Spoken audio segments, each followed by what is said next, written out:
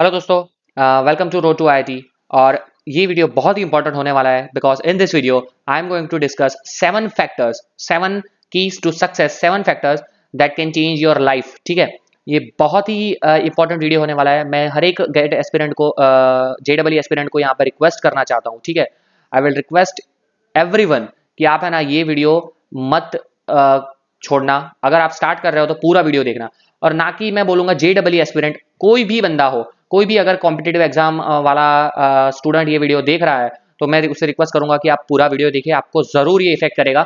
अगर आपको अभी भरोसा नहीं होगा, आप एग्जाम लिखने के बाद अगर मेरे ये रूल्स फॉलो करोगे तो आपको डेफिनेटली ये बहुत हद तक इफेक्ट करने वाला है, बिलीव मी। ठीक है, तो मैं आगे बढ़ता हूँ। ठीक है, तो मेरी चैनल के बारे में बाद में बताता हूँ। पहले हम स्टार्ट करते हैं। मैं किस चीज के बारे में बात कर रहा हूँ? I am talking about 3 hours of that life.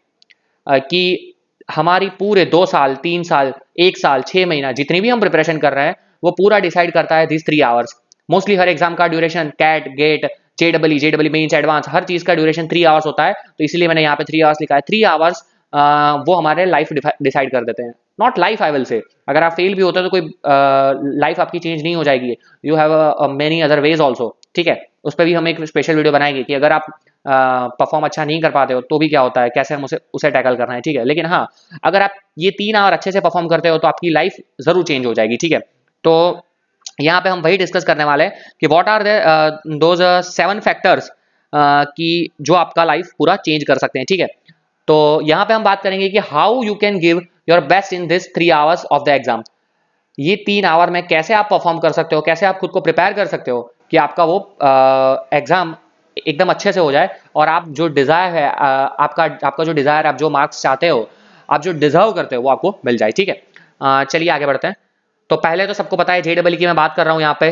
Maths, physics, chemistry, 25 question each, 20+5, 20 question objectives and 5 question numerical value. ज्यादा इसमें टाइम वेस्ट नहीं करूंगा, ये सबको पता है।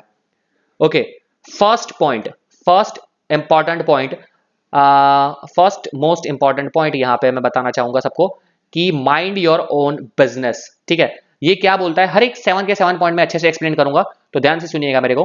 तो जब हम ये सपोज कि हमारा सेंटर है, ये हमें पता चल गया मेरा सेंटर है, मुझे एडमिट कार्ड मिल गया और जब ये मेरा घर है, तो मैं जब घर से जा रहा होता हूँ सुबह रेडी होके, सुबह या दोपहर में जब भी मेरा पेपर हो, I am going to my centre. ठीक है, मैं यहाँ पे जा रहा हूँ सेंटर पे। तो यहाँ पे सेंटर में मुझे बहुत सारे लोग मिलेंगे। ठीक है, XYZ, बहुत सारे फ्रेंड्स और वो सब मिलेंगे।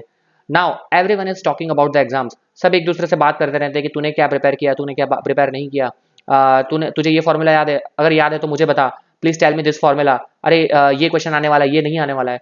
अगर सपोज के उसने बात कर ली, अरे तुझे ये फॉर्मूला पता है, एक्स फॉर्मूला, और आपको वो याद नहीं आया, तो आप सीधा पैनिक में आ जाओगे कि यार मुझे तो वो एक्स फॉर्मूला याद नहीं है। अगर वो एक्स फॉर्मूला आ गया एग्जाम में तो क्या होगा मेरे साथ? ठीक है, मुझे नहीं आएगा, I am not able to perform well. और वो आपके दिमाग में तब तक चलता रहेगा जब तक आप पूरे क्वेश्चन नहीं देख लेते और आपको भरोसा नहीं हो जाता कि नहीं ये एक क्वेश्चन में से एग्जाम में नहीं आया है। सो आई विल रिक्वेस्ट कि आप जब भी अंदर जा रहे हो तब भी किसी से, आसपास किसी भी बंदे से या किसी भी स्टूडेंट से, भले ही वो अपना कितना क्लोज फ्रेंड ना हो, उससे बात मत करो। आप चुपचाप जाओ वहां पे, चुपचाप अंदर एंटर हो और एग्जाम आने के बाद आपको जो करना हो वो करो। लेकिन जब आप सुबह उठ के जा रहे हो तब किसी से भी बात मत करो। Mind your own business. अगर आप कोई भी मटेरियल लेके जा रहे हो तो वो आप पढ़ सकते हो, लेकिन आई विल रिकमेंड कि आप घर से निकल रहे हो तो अपने साथ कोई भी मटेरियल लेके ना निकले। थोड़ा शांत रह जाए, खुद को काम कर ले और फिर अंदर एग्जाम हॉल में एंटर हो। लेकिन हाँ, ये चीज मैंने बहुत लोगों को देखी है कि लोगों का माइंड इसमें डाइवर्ट हो जाता है कि ये आने वाला है, वो आने वाला है, क्योंकि ऐसी सारी चिटचैट्स होती रहती है। ठीक है, तो ये मैंने भी फेस किया हुआ है। तो I will recommend the first thing while entering the exam कि आपको अपना खुद का बिजनेस माइंड करना है, दूसरों के साथ चिटचैट नहीं करनी है, सीधा अंदर जाओ। ठीक है, ओके। दिस इज, आपको लग रहा हो कि ये बहुत ही छोटी चीज है, लेकिन बिलीव मी गाइज, मैंने बहुत सारे टॉपर्स से, बहुत सारे स्टूडेंट से बात की हुई है, मैं खुद बहुत सारी एग्जाम्स क्लियर किया हुआ हूँ और मैंने खुद सारी चीज़ें फेस की हुई है, इसलिए मैं आपको बता रहा हूँ। ठीक है, second thing, very most important thing, इसमें रिसर्च भी हो चुका है। ठीक है, लोगों ने इस पर रिसर्च किया हुआ फॉरेन कंट्रीज में। अगर आप गूगल स्कॉलर में जाके सर्च करोगे तो आपको इस पर रिसर्च पेपर भी मिलेंगे। वो है एग्जाम टाइम स्लॉट। ठीक है, if I am not wrong, शायद तक यहाँ पे 2 टाइम स्लॉट है। एक है 9:30 वाला टाइम स्लॉट, मैंने लिखा हुआ है यहाँ पे।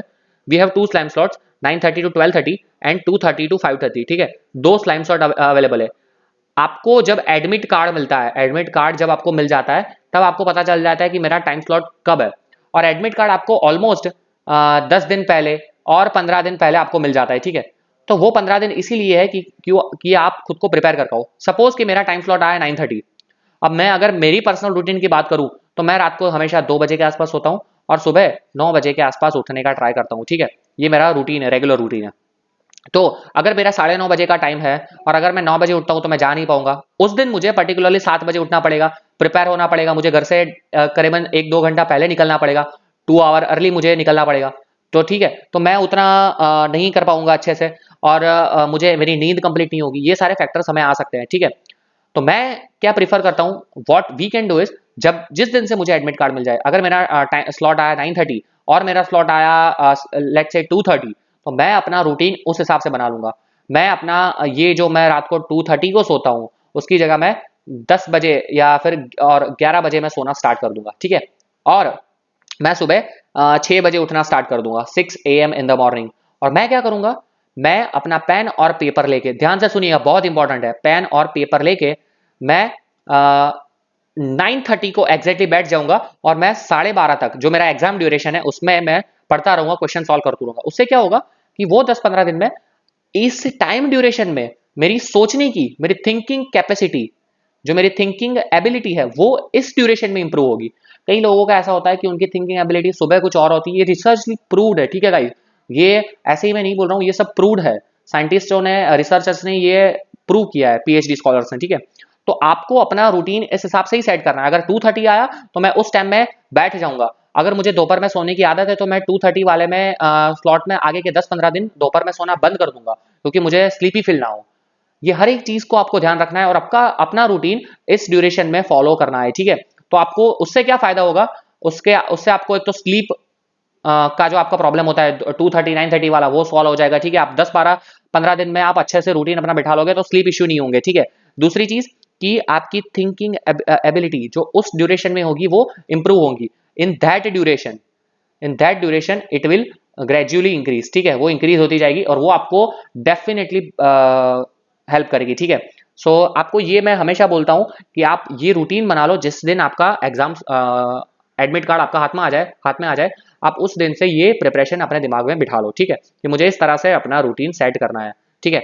नेक्स्ट पॉइंट पे जाते हैं, थर्ड पॉइंट जो हमारा है, ओके, राइट पोस्चर। ओके, बहुत इंपॉर्टेंट पॉइंट है ये। जैसे ही आपको हाथ में पेपर मिल गया 9:30 बजे के आसपास और आपने बैठ गए, आप अपनी जहां पे आपको जगह मिली है, जो भी बेंच है आपकी, वहां पे आप बैठ गए हो, तो पोस्चर जो आपका है, आप कैसे बैठे हो, वो भी 3 घंटे के लिए इफेक्ट करता है। आप 3 घंटा अगर आप पैर फैला के आराम से बैठे हुए हो, स्ट्रेट नहीं बैठे हुए, तो वो चीजें बहुत ही इफेक्ट करती है।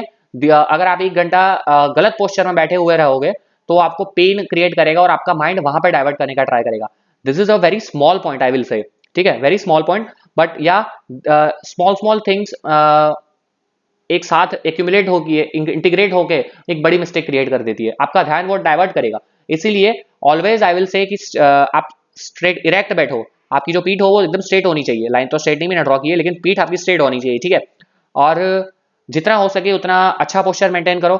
आफ्टर एवरी 40 मिनट्स या 30 मिनट आई विल डू, आप थोड़ा स्ट्रेच करो खुद को, हाथ पैर थोड़ा हिलाओ, ठीक है, तो इसलिए आपका बॉडी अकड़ ना जाए। छोटा पॉइंट है लेकिन again effective point, okay. Next point जो मेरे हिसाब से पूरी एग्जाम डिसाइड करता है, यही point, fourth point, keep an I on the time, ठीक है। तो आपके पास 3 आवर्स है, तो वो 3 आवर्स में आपको समय देखते रहना है। तो कैसे ये 3 आवर्स को हम डिस्ट्रीब्यूट कर सकते हैं, तो मैं हमेशा से एक मेथड फॉलो किया हूं, that is 3 stage method. 3 stage method, ठीक है। तो फर्स्ट स्टेज, मुझे पता है मेरा एग्जाम 3 सब्जेक्ट में है, PCM, ठीक है, फिजिक्स केमिस्ट्री मैथ्स। तो मैं पर्टिकुलरली प्रेफर करता हूं कि मुझे पता है केमिस्ट्री में मोस्टली थियोरेटिकल पोर्शन ज्यादा रहता है, तो मैं सीधा पहले केमिस्ट्री पे अटैक करता हूं। I will contribute chemistry, this is first stage, okay. I will contribute 40 minutes here to chemistry, ठीक है। मैं ट्राई करूंगा एज मच क्वेश्चन मेरे से सॉल्व होंगे उतना मैं ट्राई करूंगा, ठीक है। अगर पूरा के पूरे हो जाते हैं ठीक है, नहीं होते हैं तो 40 मिनट एग्जैक्ट होते ही मैं उसे छोड़ दूंगा, जितना हुआ है ठीक है, बाकी छोड़ दूंगा। Then I will move towards maths, I will give it 40 minutes again, and then I will move towards physics और मेरा 40 मिनट्स अगेन, ठीक है। और ये मैंने ये this is my first stage, 40 40 40 that is 120 minutes, that is 2/3 of the time, that is 2 hours मैंने यहाँ पे दे दिए हैं। टोटल क्वेश्चन है मेरे 75 क्वेश्चन है, तो आई विल एक्सपेक्ट कि 2 घंटे में आप एटलीस्ट ये PCM टोटल जो 40 आवर्स का स्लॉट है उसमें से आप एटलीस्ट आई विल से कि आप 50 क्वेश्चन तो सॉल्व करो। अगर आप थोड़ा सा आपको दिक्कत हो रहा है, पेपर बहुत ज्यादा टफ आया है, तो not 50 than 40 to 50 in between them you have to solve in this category. लेकिन हाँ, डोंट गिव प्रेशर कि नहीं मुझे इतना सॉल्व करना ही। अगर आपसे 30 हो रहा है, don't give that much pressure in your mind, ठीक है, नो प्रॉब्लम। लेकिन हाँ, आइडियल रहता है, आइडियल टाइम इज दिस कि 40 to 50 क्वेश्चन आप इन 2 घंटों में सॉल्व करो, तो बाकी ये 25 क्वेश्चन सॉल्व करने में आपको लास्ट 1 घंटा मिलेगा, ठीक है। तो ये तो बात हो गई कि फर्स्ट स्टेज। अब मेरे पास बचा है 1 घंटा on, 1 hour still remaining, okay. तो उसके लिए मैं ओपन करता हूं मेरा सेकेंड स्टेज मेरा है 10 मिनट स्लॉट, 10 मिनट स्लॉट, ठीक है। 10 मिनट स्लॉट में मैं क्या करूंगा, मैं जैसे ही मैं पेपर लिख रहा हूं, मेरा पेपर खत्म हो रहा है, तो मुझे पता चल रहा है कि भैया मैंने केमिस्ट्री में अटेम्प्ट किए हैं 25 में से, आउट ऑफ 25 मैंने अटेम्प्ट किए 20 क्वेश्चन, मैंने मैथ्स में अटेम्प्ट किए हैं आउट ऑफ 25 मैंने अटेम्प्ट किए हैं 15 क्वेश्चन, और मैंने फिजिक्स में अटेम्प्ट किए हैं 25 में से अगेन 15 क्वेश्चन। तो मुझे यहाँ पे पता चल रहा है कि मैंने इसमें 20 क्वेश्चन ही अटेम्प्ट किए, यहाँ पे 5 रिमेनिंग है, यहाँ पे 10 और यहाँ पे 10 क्वेश्चन रिमेनिंग है। तो मैं क्या करूंगा, और जैसे ही मैंने सॉल्व किए हुए हैं, ठीक है, तो मुझे पता है कौन सा क्वेश्चन मैं सॉल्व कर पाऊंगा और कौन सा नहीं कर पाऊंगा। अगर मैंने क्वेश्चन एक बार स्कैन किए होंगे, जो बट ऑब्वियसली चीज है आपने 40 मिनट्स में किया होगा, आपने एक बार क्वेश्चन तो देखा होगा, ठीक है, आप भले उसे कंप्लीट सॉल्व ना कर पाओ, लेकिन आपने देखा होगा और आपको एक फील आ जाता है, जब आप प्रिपेयर अच्छे से करते हो आपको एक फील आता है कि नहीं मैं क्वेश्चन मैं सॉल्व कर पाऊंगा। तो ये 10 मिनट मैं यहाँ उसको यूटिलाइज दूंगा। केमिस्ट्री को मैं दूंगा अगेन 10 मिनट, मैं वही जो सारे के सारे क्वेश्चन फिर से टैकल करने का ट्राई करूंगा, जो मुझे पता है कि ये कर पाऊंगा वो मैं सॉल्व करने का ट्राई करूंगा। अगेन मैथ्स को 10 मिनट और फिर फिजिक्स को भी 10 मिनट मैं यहाँ पे दूंगा, तो यहाँ पे मेरे हो जाएंगे 30 मिनट्स कंप्लीट, ठीक है। तो now I will remaining with only 30 minute is left in my clock, ठीक है। और अब मैं स्टेज 3 ओपन करूंगा। अब मुझे पता चल गया है कि भैया मैंने अगेन इसमें से मैंने कर लिए हैं, अब मेरे पास जो बचा है थर्ड स्टेज के लिए मैं एक नया पेज लेता हूँ। 30 मिनट सिर्फ मेरे पास बचा है, ठीक है, 30 मिनट्स लेफ्ट ओनली। मैंने कर लिया है थर्ड स्टेज मेरा ओपन, और फिजिक्स में से 25 में से मैंने कर लिए हैं सॉल्व सपोज के 20 क्वेश्चन, मैथ्स में मैंने कर लिए हैं 25 में से लेट्स से 18 क्वेश्चन, और केमिस्ट्री में मैंने कर लिए हैं 25 में से 23 क्वेश्चन, ठीक है। ये मेरा अभी तक का रूटीन हो गया है।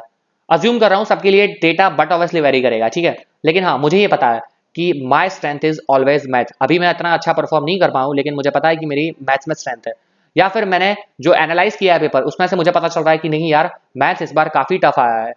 तो ये 30 मिनट्स को मैं बोलता हूं बॉस टाइम, मतलब आई एम माई बॉस, ठीक है। मैं खुद से डिसाइड करूंगा कि मैं इसको कैसे डिस्ट्रीब्यूट करना चाहता हूं। ये जो चीज है ना, ये चीज मैं बोलूंगा सबके लिए कंपलसरी है, 40 मिनट्स और ये 10 मिनट्स वाला slot, first and second slot हर एक बंदे को ये फॉलो कर रहा है स्ट्रिक्टली। लेकिन ये टाइम जो स्लॉट है वो आप खुद से डिसाइड करो कि आप फिजिक्स पे जाना चाहते हो, आप मैथ्स पे जाना चाहते हो, या केमिस्ट्री पे जाना चाहते हो। अगर आप तीनों पे जाना चाहते हो तो आप तीनों को भी इक्वल टाइम दे सकते हो, या फिर कोई ऐसा क्वेश्चन होगा जो आपका रह गया होगा, आपका छूट गया होगा, आपने आधा करके छोड़ दिया होगा, क्योंकि वी ऑलवेज प्रीफर कि अगर आपको कोई क्वेश्चन में 5 से 6 मिनट ज्यादा लग रहा है, ठीक है, आपको पता चल रहा है आप ट्रैप हो रहे हो, तो आपको उसको छोड़ देना चाहिए, इट्स बेटर टू स्कीप। तो आप वो क्वेश्चन यहाँ पे ले सकते हो, ठीक है।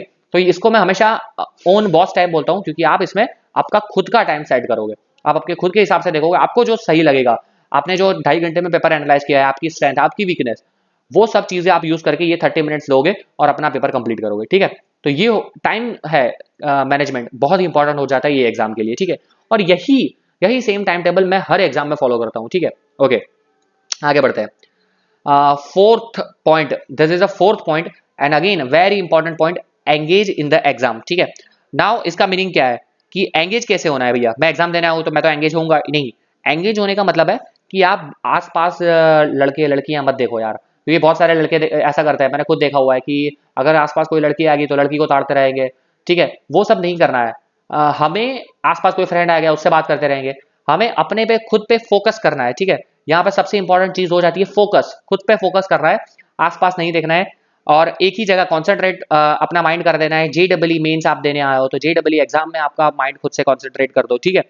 और ये 3 आवर्स आपकी लाइफ डिसाइड करेगी, और आप समझ लो कि आपका जो बेस्ट फ्रेंड है, ठीक है, who is your best friend. अगर आपको ये 3 घंटे में पूछे तो आप बोल दो JEE exam is my best friend, ठीक है। This attitude will help you. Okay, आप क्या कर सकते हो, आप पेपर से बातें कर सकते हो, अपने मन में ही बातें कर रही है, ठीक है, जोर जोर से चिल्लाना नहीं है, मन में बात कर सकते हो, ये क्वेश्चन है, ये आया है, I know this thing, I know this thing.